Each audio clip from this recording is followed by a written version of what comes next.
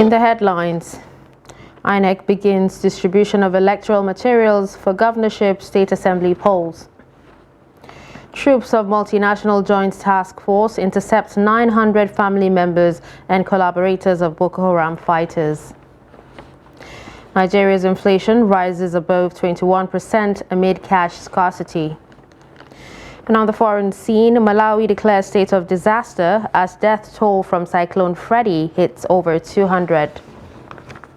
Hello and welcome to Trust News Update. I'm Darshan Hussaina Usman.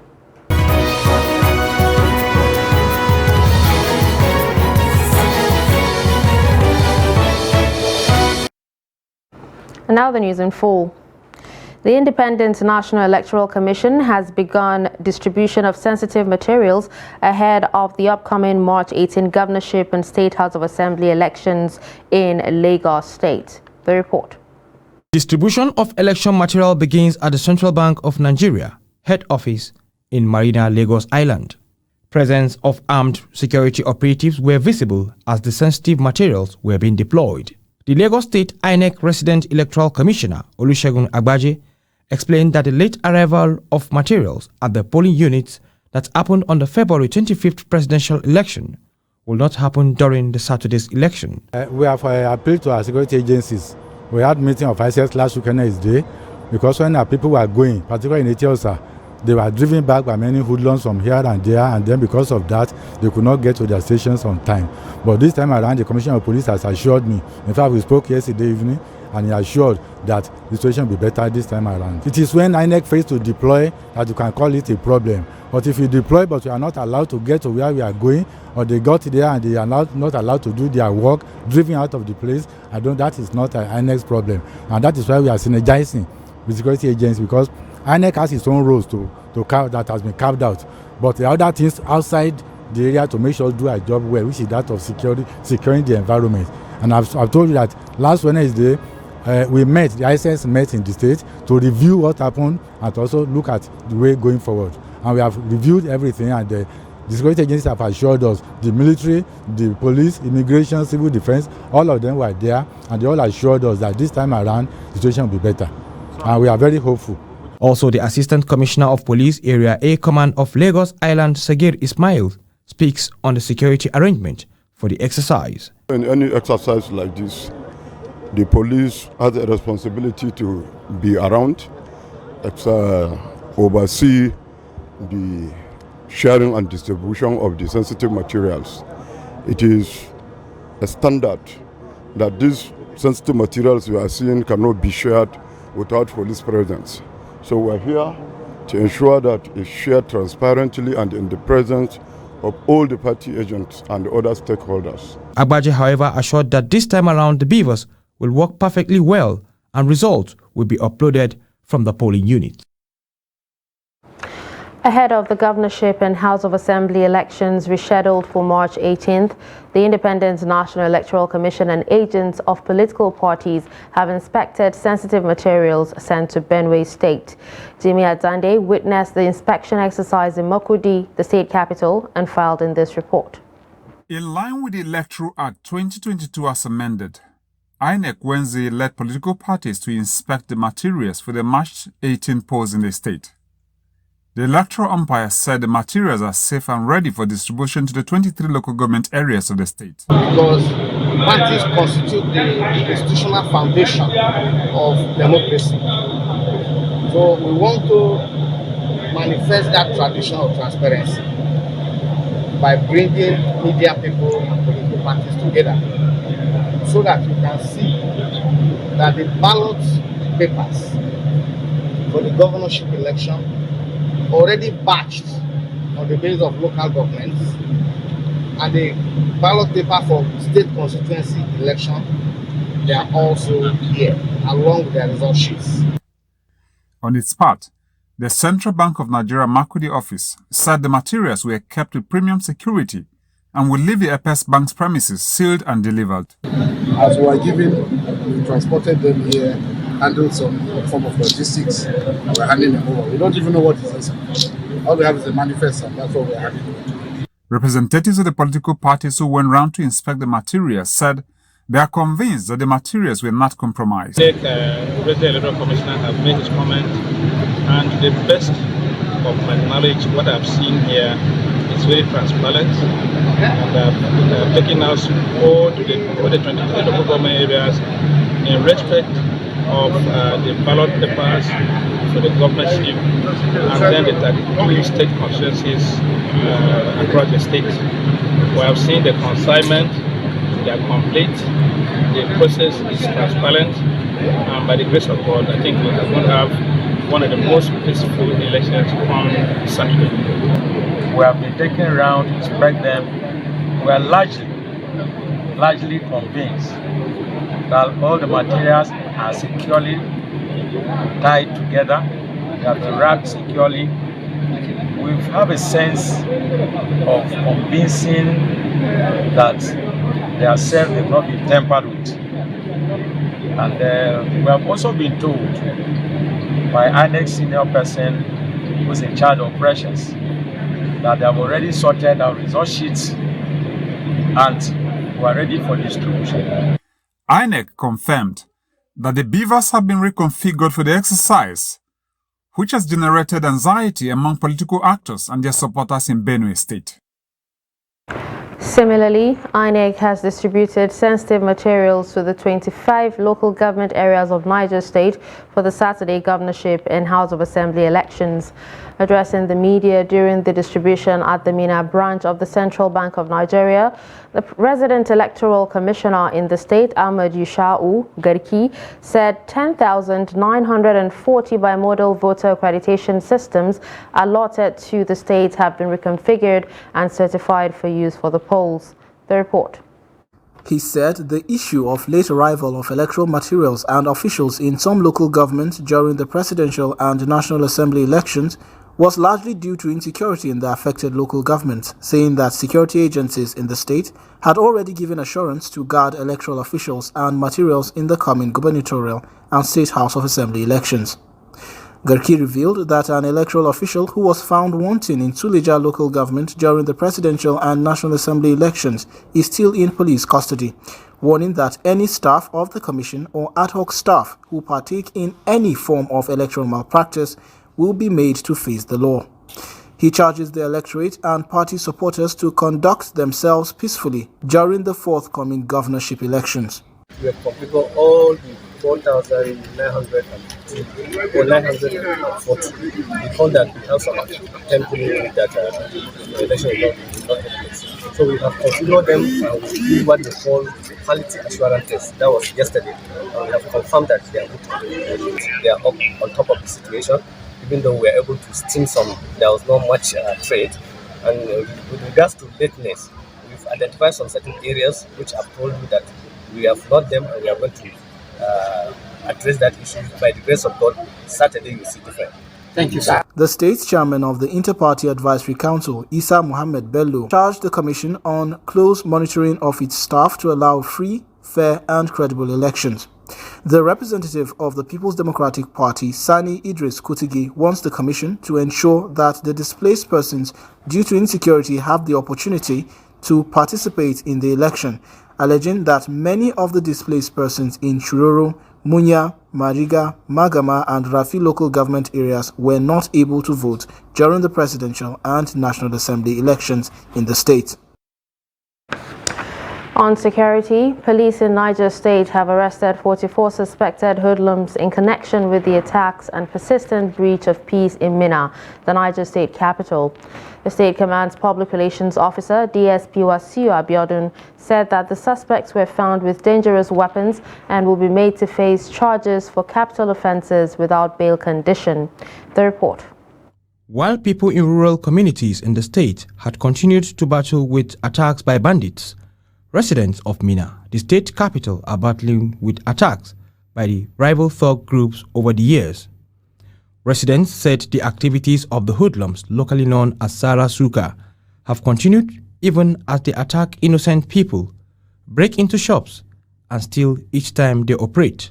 On Tuesday, the Niger State Police Command's Public Relations Officer, DSP Wasiu Abiodun, announced in a statement that 44 persons were arrested in connection with the attacks and were found in possession of dangerous weapons.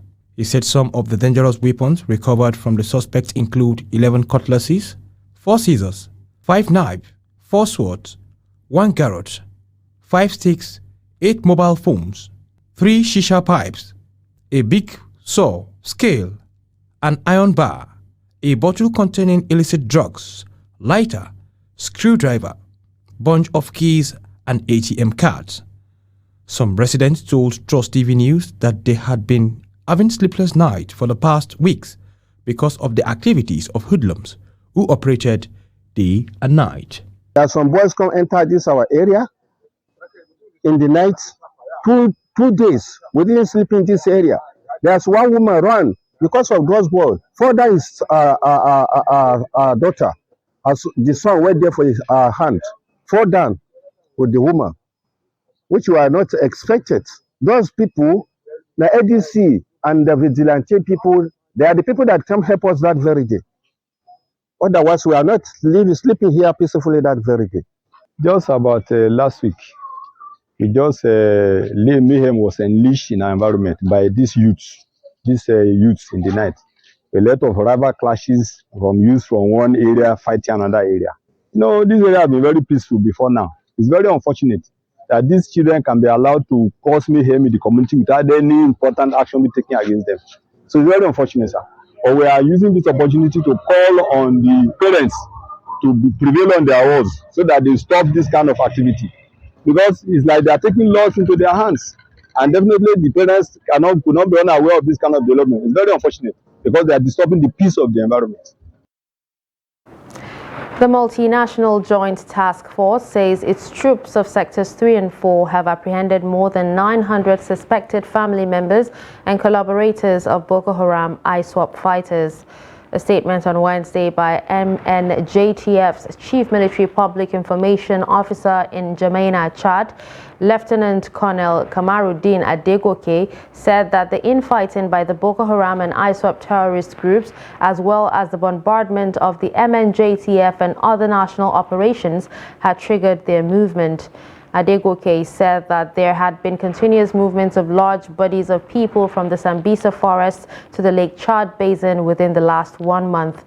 The statement said troops on night patrol along Gangam-Jalori axis also rescued 3 women alongside their 4 children who were fleeing from the infighting between the Boko Haram and ISWAP in Sambisa forest. Another 70 terrorists' family members, comprising 43 women and 30 children, were intercepted by the troops. He said this followed the arrest of 2 suspected Boko Haram terrorist logistics suppliers and their collaborators, Muhammad Sabo and Serkit Enladi, while trying to exit Mongono town to the Tumbuns to link up with the terrorists. Still on security, the Edo State Police Command has arrested 4 suspected armed robbers disguised in military uniform. The Public Relations Officer, SP Chidi Nwabuzo, said the suspects attacked and robbed a woman of her money and other valuables in Benin. They were arrested by intelligence officers following a report by the victim, Grace Ainabe, whose residence was invaded. The suspects, Iyabo Victor, 35, Osas Oganwoni, 28, Nosa Owi, 24, and Idi Etukudo, who all wore military uniforms and armed with guns, broke into the victim's house in Teboga community and carted away money, phones, and jewelry. Items recovered from them include iPhones 13 and 16, jewelry, a stand-in fan, an LG split air conditioner, washing machine, inverter battery, accessories, and gas cylinders, among others. The federal government says the 2023 population and housing census, earlier scheduled for March 29, has been shifted to May 2023. The Minister of Information and Culture, Lai Mohammed, said this on Wednesday while briefing State House reporters after the Federal Executive Council meeting presided over by President Muhammadu Buhari at the council chambers of the Presidential Villa in Abuja. He said the decision was necessitated by the rescheduling of the governorship election to March 18. The minister said council approved the sum of 2.8 billion naira for the National Population Commission to procure some software to be used for the conduct of the census. Last year's flooding in Ibaji local government of Kogi State has been described as the worst of natural disasters to ravage the areas, with attendant consequences in human loss and destruction of properties. Chairman of Ibaji Traditional Council of Chiefs, John Egwemi, disclosed this on Wednesday at Onyedega, the headquarters of the council, during an impact assessment tour by the Management of Hydroelectric Power Producing Areas Development Commission. He said over 60 to 70 communities were also affected by or always affected by perennial flooding since the climate change phenomenon in the areas. He appealed to the management of Hyperdeck to reach out to the appropriate authorities to come to their aid and restore the livelihoods of the communities. In his response, the managing director of the agency, Abubakar Sadiq Yelwa, said the organization will continue to strive to ameliorate the suffering of the residents of Ibaji land, saying that over 1,008 communities have been affected by last year's flooding in the states under their coverage in the country. You're watching Trust News Update. Coming up after the break. 11 women seeking to occupy government houses. Stay with us. Now, as part of efforts to support Africa's goal of strengthening... Now, looking at the activity chart, as you can see right here, a total volume of 130... Created a Boko Haram crisis that at that time was restricted to Yobe. How secure are they? You can see security men with blood. This is the road leading up to the... Already, if you look at English squad, you are looking at EPL, you are looking at their names. You are not looking at...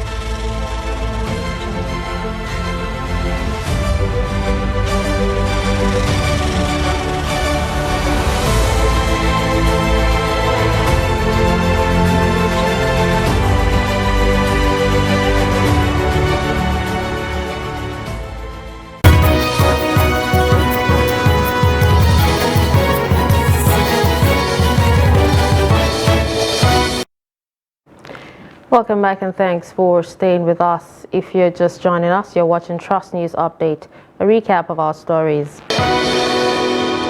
We told you that INEC begins distribution of electoral materials for governorship state assembly polls. You also heard that troops of Multinational Joint Task Force intercept 900 family members and collaborators of Boko Haram fighters.